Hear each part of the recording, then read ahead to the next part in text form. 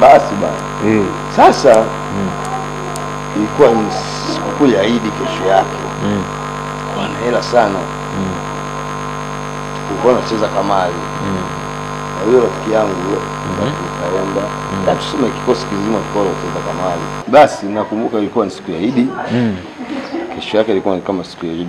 Sasa tukaweka group letu, sisi tulikuwa tukipata pesa tunashinda tunacheza kamari tu. Kamari. Kuna magroup mengine au ni nyinyi wenyewe tu? Sisi wenyewe tu. Wanne. Wanane. 8. 8. Basi bana tulicheza kamari, nikacheza kamari ile mkubwa wetu ambaye alikuwa ni Badru Kaemba. Hiyo Mganda akawa nimemla hela zote. Kama ngapi? Nilikula 270,000. Nikafuta kabisa, kabaki hana kitu. Basi lakini kasema kulikuwa na kitu ambacho tunasema kualifiana, yani kualifiana, yani umeshamla mtu unaamua kumpa hela yote tu ya kula tu, kama kama ukimla 60,000 unaweza kumpa hata 10,000, hata ngapi.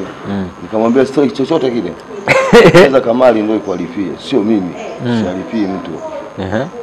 Basi bwana kakaa hivyo kiuzuri. Sasa kulikuwa yani hiyo nyumba tulikuwa tunaishi, kulikuwa na nyumba tena jirani yake pembeni yake. Sasa ile nyumba walikuwa wameshuka watu vijana wanaozamia meli au kwenda Ulaya nini. Tulikuwa tunawaita stowaway. Stowaway. Tari. Sasa walikuwa wameshuka pale, wamekuja na mavifaa, wamekuja na maredio makubwa nini. Na wao wako kwenye maulevi yao kwa sababu ya sikukuu nini. Sasa mimi nikamwambia jamani, mimi siendi popote pale na siendi kutumia sehemu yote ile. Mimi naenda kuangalia sinema. Na sinema yangu tutakaoingia naingia sinema ya midnight. Usiku. Basi kwa nimekuelewana na wale wenzetu.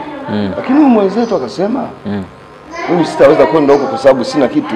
Badru huyo. Anasema sina kitu. Nikamwambia kama una kitu basi tutakulipia, kwa sababu sitaki nilipie na wewe. Kama hindi. Nilipie wengine. Nikamwambia poa tu. Tukaenda. Wakati tunaenda mtoka akasema bana mimi sina hela. Na ile nyumba nimesikia kuna redio kubwa inalia, lazima nikaichukue asubuhi nifanye mpango wa kupata pesa. Nikamwambia sawa, ni wewe sasa. Si mimi simo. Nikamwambia kashirikisha wenzangu wao wawili wakawa wamekubaliana naye. Sisi tuna mila yetu, tuna raha zetu, mko vizuri, tunakula raha. Tuna shida ya kwenda kumbuguzi raia kuchukua chakula. Basi tumerudi saa 6 za usiku. Tulipofika nyumbani kumbe yeye tayari wale walikuwa wameshakula target.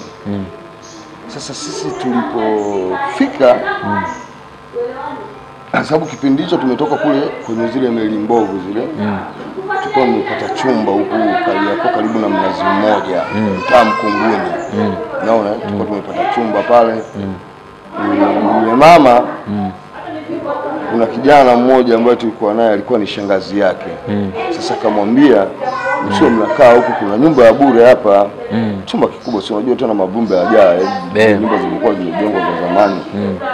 Kilikuwa chumba kikubwa tu. Ambapo tulijia bure. Tukaweka kama godoro 3 kwenye chumba kimoja. Na huko wawili, huko 3. Basi. Sisi tukaingia mle, tukalala. Kumbe yeye na wale wengine wamepanda kweli, wakaenda kavunja dirisha na wakafanikiwa. Sasa ile wakati wanaondoka nayo kuna chumba fulani walikuwa wanafanya seksi zao mume na wala mtu wake. Sasa yule mwanamke akawa anatoka nje kwenda toilet. Sawa. Ile anatoka tu anaona mtu anaondoka na kitu. Mara anapanda ukuta. Takapiga ukunga. Watu wakakurupuka nyumba nzima.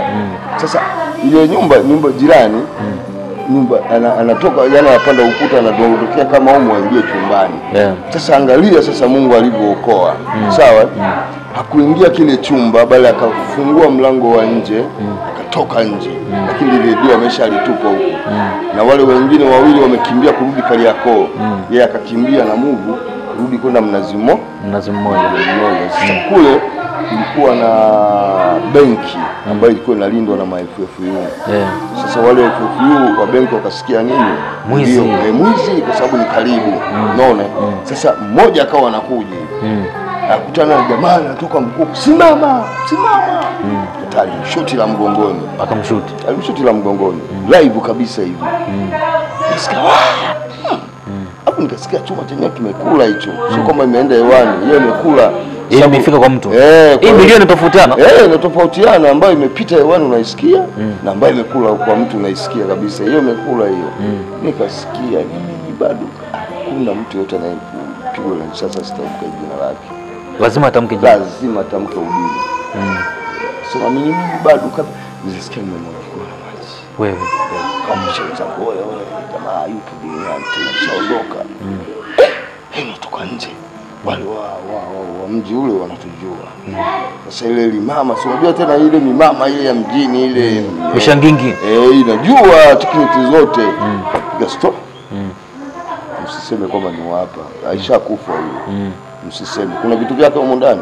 Ibo alikuwa amekata tiketi nyingi sana za bahati nasibu, kipindi kile ni bahati nasibu. Alafu alikuwa na nani yake anataka kwenda kujifunza udriver driving ilikuwa chuo kimoja Tanga driving school. Basi alikuwa amekata tiketi za kwenda huko. Basi toka maaskari wakaja pale, jamaa na koroma kwenye mtaro, ameanguka kwenye mtaro, mshino la nini. Askari kasema kuna mtu Musa kila shamba kakushoto unamjua. Kaita mtamzi. Sasa yule mama kila wale wanaowajua kwamba wanamjua anamzuia. Katoa manguo yake yote, tukapeleka chooni, ukatupa. Fungia kwanza huko, tulia alipoa moto. Basi maaskari akasema hakuna anamjua, tumjui. Hakuna anamjua, tumjui. Sio hapa. Sasa piga simu kule. Kaja kabeba maiti yao. Akaondoka. Wakafa pale. Pale alimwacha mke wake ana mimba ya miezi 8. Mke wake alikuwa wapi? Kwa Bukoba. Okay.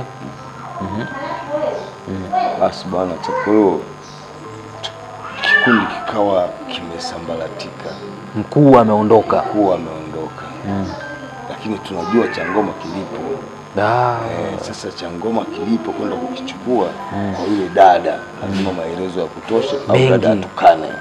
Kwa sababu yule dada naye alikuwa ni Cax. Wewe alikuwa spider mbaya sana. Basi sasa huyu dada tukiungana naye anaweza kutusababishia makubwa. Mkiungana naye sisi tuachane na ngoma zake hizo na nini, tuendelee kibetu vyetu. Sasa tukaanza kuingia sisi wenyewe kama wenyewe, roba ya mtaani, roba ya njiani. Kipindi kile ulikuwa ukifika Manzese pale Msufini pale kuna barabara hivi inaingia Tandale hivi. Sasa kule Tandale kule kulikuwa na sehemu ina mabaa mengi sana, panaitwa Uwanja wa Fisi. Manzese Uwanja wa Fisi. Uwanja wa Fisi. Sehemu maarufu sana hiyo. Baya mno Chinjioni pale. Wale walikuwa wanapaita jina la South Africa hapo. South Africa walikuwa wanafunga jina fulani walikuwa wanaliita pale. Basi sehemu yenye machafuko tukawa tunaenda Soweto. Soweto. Soweto ukifika Tandale bwana unaenda wapi? Naenda Soweto bwana mwanangu hapo. Sasa pale ndio tukawa tumefanya maskani sasa kwenda kukaba watu wanaokwenda kule, kwa sababu walikuwa malaya hivi wengi, mabaa hivi. Mnaruka na wenu tu. Mnachagua, mnakamua mnavyotaka. Unaona? Mnaweza kukaba hata watu 10 kwa siku moja. Mkavunja hata guest 3-4 kwa siku hii moja. Kwa siku moja. Unaona? Basi kwa tunafanya hivyo vitendo. Hapo mbaki 7. Tumebaki 7. Unaona? Kwa tunafanya vitendo. Ikatokea siku moja kama ugomvi wa kiukorofi, aliporwa mama mmoja saa 12 za jioni. Sasa sisi hatujui hili wala lile, hamna habari, hatuna habari. Tukashuka kweli kwenye daladala, tukaingia kama kawaida yetu, lakini watu washatujua ukipita. Kulikuwa na mtawa wa haya walipokuwa wanajiuza. Sasa ndio tulikuwa tunapenda sana kwenda kuegemea kule, tunajibanza kule, masaa kisha pika tunatoka pale tunaanza kazi zetu. Okay. Basi siku hiyo kumbe kuna jamaa dada mmoja kaibiwa. Tena aliibiwa vibaya sana, aliibiwa, watu wakaenda kumnajisi, vitu vyake wakachukua. Okay. Sasa sisi tunapita. Ile dada akampoint jamaa yetu mmoja. Kati ya wale mliokuwa nao. Mliokuwepo nyewe. Na huyu tulikuwa naye. Na huyu nilimuona alikuwemo huyu. Hii raia sasa. Kama hata kamati jamani huyu hamna tumeshuka sasa. Urupulote nikamzuia jamaa wangu wewe. Niingiza hapo mwanangu mliwa kwa kunde yetu tumana naye kwanza tena na mikosi ya mtu ilishamwangukia wewe. Walimkiri pale pale dogo langu. Walimmaliza. Piga Basi sisi tukaruti. Kwa biashara imetoka sisi tukaendelea. Na siku hiyo kama alitupiga bahati nzuri kwa sababu tulikaba tukaondoka na hela ndefu sana. Hela ndefu sana na siku hiyo tukupanda daradara tulitoka Manzese saa 7 za usiku kwa miguu tukapitia Argentina, tukapitia Mwembe Chai, tukaingia Magomeni, tukanyoka Kajima, tukapanda Faya hapo tukakunja kuingia Msimbazi. Unaona kwa miguu na watu wameumizwa vibaya sana walichoma visu. Mdogo wangu mimi nilikuwa sijui kucheka. Maishani mwangu nilikuwa sijui kucheka. Umenuna. Nilikuwa sijui kucheka, nimekuja kucheka mwaka 92. Roho wa Mungu amenishukia. Na nilikuwa gerezani. Gereza la Karanga Moshi. Ndio nilikuja kuanza kucheka kwa mara yangu ya kwanza kabisa, nacheka sana nasikia roho yangu yani ina amani. Yani nilicheka kuanzia saa 12. Saa 12 jioni tumeingia gerezani kulala. Yani tangu saa 12 nacheka mpaka kuna kucha nacheka. Nilipoamka asubuhi nasikia machozi tu ndio yanatoka. Na hapo nilikuwa na kesi ya mada kesi. Sasa wale wabusu wenzangu wakaanza kusema wewe unajidanganya, wewe huwezi kuokoka, unadaiwa roho ngapi za Mungu za watu, unakimbia kesi ya mada, unadanganya itakufyeka tu utanyongwa. Maneno mengi tu ya ajabu, lakini mimi kitu kilichoingia ndani mwangu tangu mwaka 90 niko ndani ya gereza la Karanga Moshi. Ndio nikashukia sasa hiyo ya kwanza kufurahi huko, kwanza kujua kwamba kuna raha duniani ya kucheka. Sababu mimi nilikuwa nacheka, nimekutandika visu vitatu. Unavogaragara hapo mimi nasikia raha. Unafurahi. Nafurahi sana. Nafurahi sana. Na kama kucheka nilikuwa nacheka kwa kebei. Si kama nacheka kwa raha kutoka moyoni. Unamcheka mtu. Mimi bana nimekuwa sijui raha moyoni. Yani sijui raha moyoni. Na raha yangu kuingia kwa mara ya kwanza ilikuwa mwaka 90. Baada ya kuletewa Injili. Tena na Masai asiyejua hata kusoma Biblia wala nini. Katika gereza la Karanga Moshi. Sasa huko tulikuwa tumeruka mbele. Pale mnarudi Manzese, siku mlipiga sana. Tulipiga sana. Unaona? Tukaamua kurudi kwa mguu, kwenda mpaka Kariakoo tukakaa. Mzee tukaenda kuzikwa na halmashauri ya nini? Ya jiji. Mtu ndugu hana. Hiyo sasa tujui.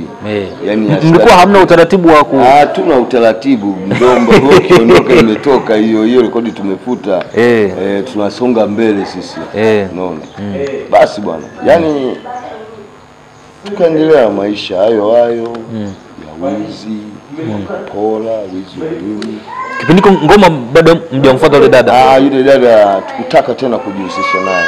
Mlikuwa muamini. Tukutaka kwa sababu hatukumwamini na yeye vile vile hakutuamini. Mpaka ilifika kipindi anadai kwamba sisi ndio tumembuni na kumpoteza kutokana na nini nilivyomla kwenye kamari. Okay. Akakosa hela. Sasa ndio chanzo, mimi ndio nilikuwa chanzo cha yeye yake kuondoka. Kwa hiyo dada akajenga bifu kwangu na kundi zima. Sawa. Kwa tukaona huyu mtu tukae naye kushoto kwa sababu anaweza akatuuza kwa muda wote, tukaondoka na changoma hicho kwa sababu ni cha kwao. Basi ila pistol ndio ilikuwa kwake. kwake. Huyo dada Yeye alibaki na SMG iliyokatwa mdomo. Unaona? Lakini pistol ndio ilibaki sasa kwa mshikaji. Kwa hiyo kumbe ilikuwepo pale muda mrefu. Muda mrefu sana. Okay. Muda mrefu sana. Kulikuwa magemu ambayo ya kutumia cha moto na kulikuwa na magemu ambayo si ya kutumia cha moto. Kwa magemu ambayo alikuwa si ya kutumia cha moto tulikuwa tunaenda kawaida. Kuambatana na mtu wa moto tulikuwa tunayaja. Okay. Sasa tunajua tunaambatana na kesi. Unaona? Kutoka shule gani tunaenda wenyewe kwa wenyewe sana. Shughuli ambazo tulikuwa tukizifanya sana ni ukabaji na uporaji. Sana. Kwenye traffic light. Tukienda pale saa 12 wewe jichanganye tu. Saa 12 si bado kuna mwanga? Tulikuwa tuelewi hilo. Tulikuwa tuelewi hilo. Ile gari inataka kuachiwa tu, umejichanganya kio umefungua sijui na mikufu ya dhahabu sijui na nini. Ile gari tu inataka ukiangalia taa pale inasoma ile inatekenyo mvuta. Imeondolewa hiyo, imeondoka. Saa tu imeondoka. Kwa ndio zilikuwa zetu hizo. Sana pale Mnazi Mmoja, tuseme ndio ilikuwa ofisi. Mnazi Mmoja. Sababu ndio makutano pale. Kishafika saa 12 pale usirube. Nimekula kwako. Kaa vizuri. Kaa vizuri au unajiweza. Ujiwezi uwe na miguu mizuri sana ya kukimbia. Hilo ndio ilikuwa pona yani kuokoa watu. Basi bwana. Tukaishi katika hayo maisha ya uporaji mwaka 88 hiyo. Hiyo 88 kipindi cha Mrema. Anawika. Tukaona kikosi kimoja kinaitwa Komando Yoso. Kisa sana da. Jina hilo. Si ndio kwa msanii akajaga akajiita hilo jina. Ile jina lilitoka huko. Toka hapo kwenye maovu hapo. Au yeye ndio mlichukua kwake? Yeye ndio alichukua kwa sasa ndio wazilishi wa Komando Yoso. Okay. Unaona? Ni makomando wadogo. Wako vizuri baba. Komando Yoso kweli ilikuwa target ya mtu 12, vijana 12, watoto 12, lakini tukitembea barabarani barabara lazima gari isimame, hatupishi gari na ukisimama imekula kwako. Kwa hapa wafanye nini mtu? Yeye wewe piga furu tu watu wasambae. Yaani ukisimama imekula. Umeenda na maji. Yote tunakutana naye lazima apigwe sachi. Yaani uwe nani. Tena kama Simba na Yanga ndo zimecheza. Watu zinazojaza la sherehe. Wanafurahia. Sherehe. Sababu hiyo siku yote toka hela zimejaa mifuko nyingi. Yaani nimeishi takribani zaidi ya miaka 10. Sijui kufanya biashara. Sijui kazi yoyote. Mimi najua kazi ni wewe raia tu. Wewe raia utanipa kula, utanipa kuvaa, na utanipa starehe zangu zote wewe. Nitazitoa kwako. Mimi kazi yangu ni kujiimarisha kimwili na kujiweka fit. Sasa hapo tuanze kuunda hilo kundi. Hapo na matukio yake. Mliliundaje hilo? Hilo kundi tuliliunda kwa sababu tayari tulikuwa tumebaki watu 7. Na wakamua mwingine tukabaki watu 6. Unaona Sasa katika mzunguko ule sikukutana na makundi, kutana na makundi bwana tumeamua tufanye hivi sasa tuwe wewe. Unaona? Tukaamua kuwa wewe ukweli. Tukaunda kikosi chetu. Kulikuwa na jamaa mmoja ambaye alikuwa yeye ndio kiongozi, alikuwa anaitwa Bwana Mbwana. Kwa jina lingine tunamuita Carlos. Jina la kazi hilo Carlos Izejako. Basi bwana kama ameunda kikosi cha Komando Yoso. Jina lilitoka wapi? Jina lilitoka humo kwenye kikosi chetu. Hatukuchukua kwa mtu yoyote, ni kwenye kikosi chetu. Na hilo Komando Yoso ilitokana na huyu Bwana Carlos. Kwa sababu yeye tuliangaliaga mkanda mmoja wa jamaa mmoja muuza unga anaitwa Carlos. Mpole fulani hivi. Anakuwa nyembamba hivi. Kama fala, kama laini hivi. Mambo yake ni hatari. Acha. Sasa tukao tumetoa pale ile shooting yake ndio sisi tukaichukua sasa. Sasa yule jamaa akajifanya ni yule na sisi ni lile kundi lake. Unaona? Basi akaunda Komando Yoso. Tunatembea barabara hadi barabara, mtaa hadi mtaa. Kwa tukawa tunapona kama wanawake tulikuwa tutongozi. Siku tunajisikia tunatoka wanawake sibaa kama hiyo tunaingia furu. tukiingia tukiona kwamba ni baa ambayo isomeki vizuri sana hapa tutakupotezea muda, zinasukwa. Simetangaza mabia hapa, zamani walikuwa wanajaza meza kama hii bia. Yanatoka mchiza na anachukua bia moja hapa, mwingine anachukua pale zinatikiswa. Wote mnapeana muda huu mmoja. Muda mmoja. Tikiswa pale. Watu mnazipiga au? Zinapigwa, zinalipuliwa kwenye ukuta. Bwana mnatulia, watu wanatulia pale wote chini. Chini mnafanya mnavyotaka. Mambo yenu nendeni mkalale makwenu, sasa tunaga mahali pa kuwalaza. Kisha limeisha hiyo. Basi ndio ilikuwa maisha yetu hayo. Tulikuwa na maisha yote yale. Kuna matukio makubwa kwenye ukomano, sababu hiyo jina yaani ukitaja jina hivi watu wanalijua. Sasa tulizie matukio yake hapo kidogo, makubwa yale ambayo unayakumbuka vizuri. Matukio yake makubwa yalikuwa ni uporaji na ubakaji. Ndio ilikuwa kazi kubwa sana kwa sababu uporaji ilikuwa ni live, kwa sababu ilifika kipindi mpaka tulikuwa tunapora live mchana. Kuna mtu anakugusa mchana na vitu vinapotea na watu wanaliwa mchana. Mpaka ikafika kipindi kuja kutukomeza Komando Yoso Mrema. Augustine Mrema. Akatangaza tunaelekea miaka 90 hiyo. Akasema bwana, sikilizeni. Hawa vijana wanaojiita Komando Yoso na wapa siku 7 wajisalimishe. Wakijisalimisha na silaha zao, tutawajengea mazingira rafiki. Ila wasipojisalimisha, wajua tukiwa kamata wa maisha tumeshawekea mitego, tutawakamata. Sisi tukamjibu. Karushwa. Mkajibu. Mlikuwa vizuri. Acha, wewe tulikuwa tunajiamini kipindi kile, serikali ilikuwa imelala bongo, sio kama sasa hivi. Unaona? Akaambiwa bwana, sikia. Sisi hatuna mahali pa kula. Hii ndo kazi yetu na ndo shughuli yetu, hatuna mahali pa kula. Na yeye akasema kama hamtaki kujisalimisha na hamna mahali pa kula, mtakula keko gerezani. Alianzisha ambushi kubwa. Tulisakwa. Hapo ndio sasa mwanzo wa kusambaratika. Mlikuwa mnatumia silaha pia hapo? Hapo tulikuwa tutumie silaha za kawaida tu hizi. Mapanga manini, nondo, naona bisibisi hizi, naona mikasi. Mikasi sio ya leo. Long fucker. Zamani mikasi ndio tulikuwa silaha ambazo tulikuwa tunazitumia.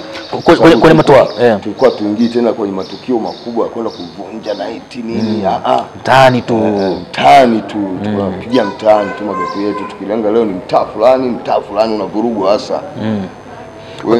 Katika matukio hayo na silaha ambazo mlikuwa mnazitumia hizo, mlikuwa mnaua?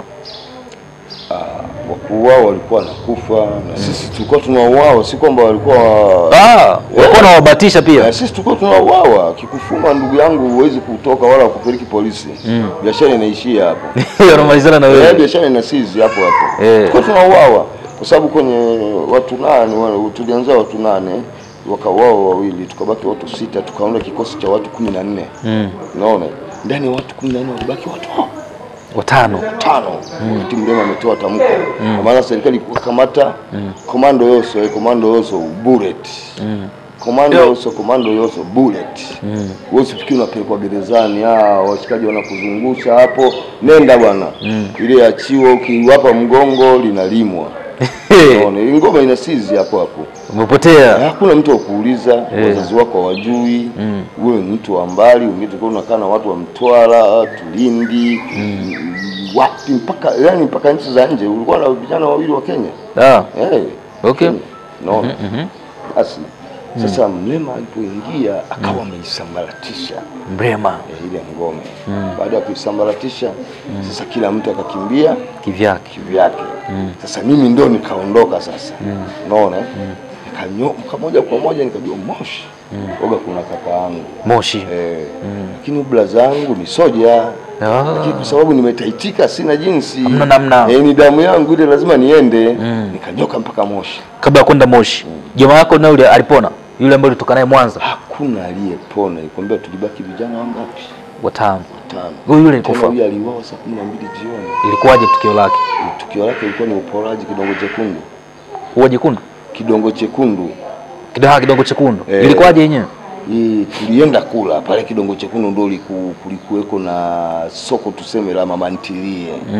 Mama ntilie ilikuwa imejaa pale, watu wanatoka mbali sana, wanatoka Mafeli, wanatoka Mabuguruni, wanatoka wapi, wanakuja kula chakula Kidongo Chekundu pale. Unaona?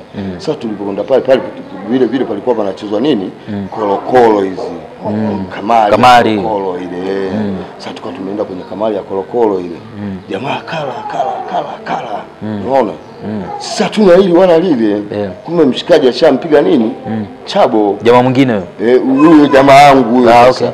Unaona? Kishamwangalia yule jamaa ambaye anakashinda pale. Ambaye kashinda akachukua hela ndefu. Sasa sisi tuko kwenye mabanda mengine. Hamna habari. Hatuna habari. Sasa yeye akajiona anajimudu na anaweza kumudu. Basi yule jamaa anaondoka bwana, kuondoka jamaa akamtokea nyuma. Piga kabali. Kumbe jamaa ana kisu. Ana kisu jamaa. Kisu. Ni kabali akakubali kamuingia. Jamaa kasachi, kamaliza akachukua zote, ila anageuka tu akamshindilia cha hapa. Iki jana alikufa tu kimeninginia tu. Unaona? Akikuchomolewa na mtu kiliachwa humo mpaka alikuja kuchomoa serikali huko nani. Ndio alikuja kuchomoa. Wakafa hapo. Tunasikia mtu kachomoa kisu kwenda kuangalia. Mwanangu Saidi. Bwana mshikaji tu hivyo kama ameondoka. Unaona? Wakuchomwa kisu. Sasa baada ya mlema kutusambaratisha, mimi nikaona amna hapa nyoke niende wapi? Kwa bro Moshi. Nasikilizia. Kuta bro naye ameshakuwa mlokole, ameokoka ni soja akiwa ameokoka. Mpaka sasa hivi tunapoongea yuko Monduli pale. Ni soja. Tena mbigi kabisa. Basi katikaribisha fresh nini? Umeenda na hela? Niko kala sina kitu.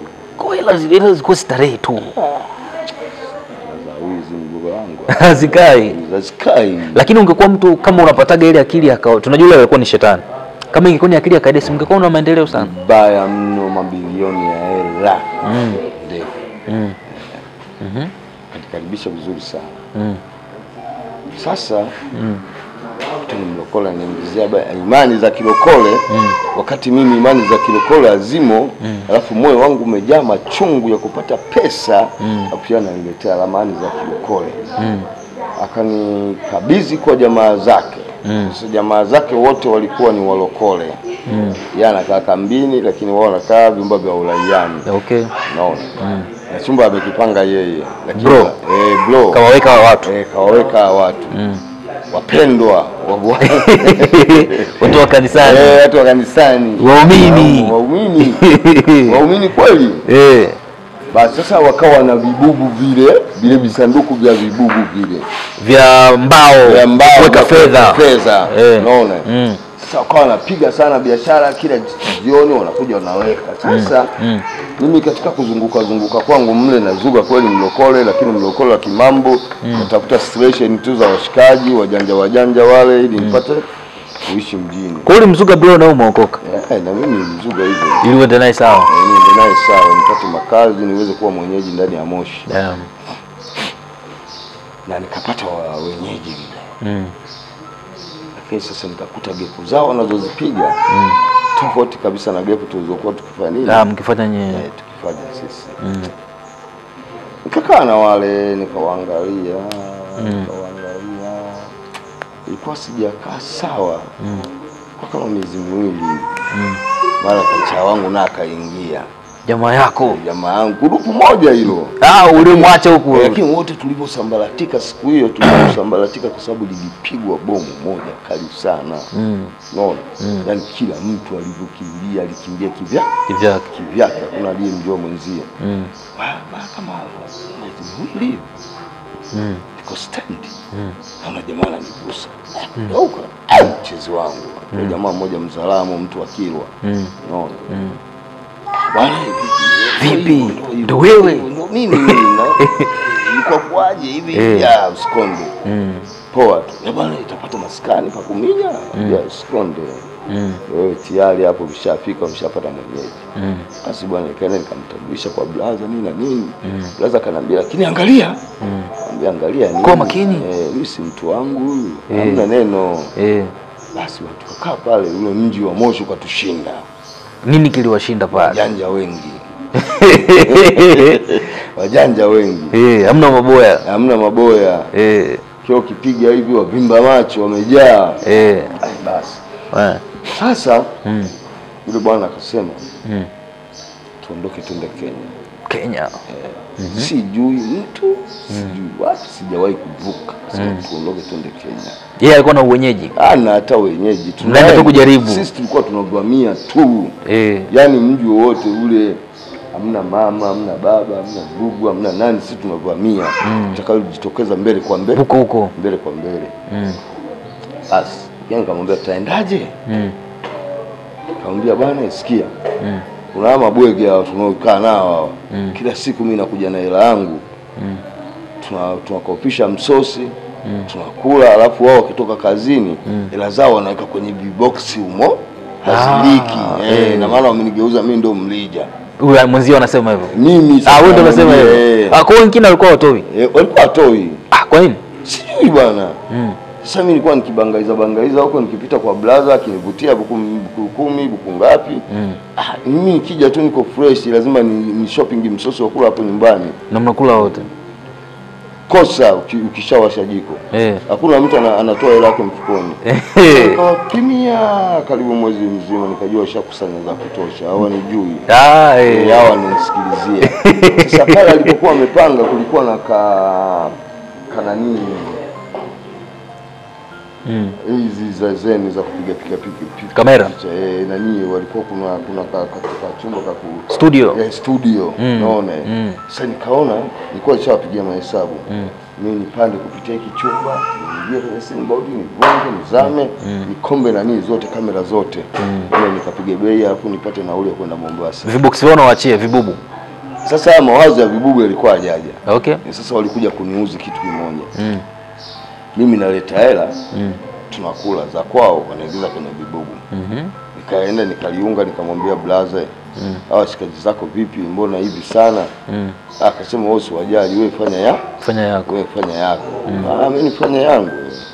Ngoja uone sasa nifanye yangu. Nilikuwa vibubu hivi 5. Na jamaa wako 5 au wako wangapi? Wako 5. Nikamwambia mshikaji, hebu twende tukazurure kwanza huko kwenye mashamba ya miwa huko TPC huko. Tukaangaza kwa sababu sisi tulikuwa tunashida tunapiga rada.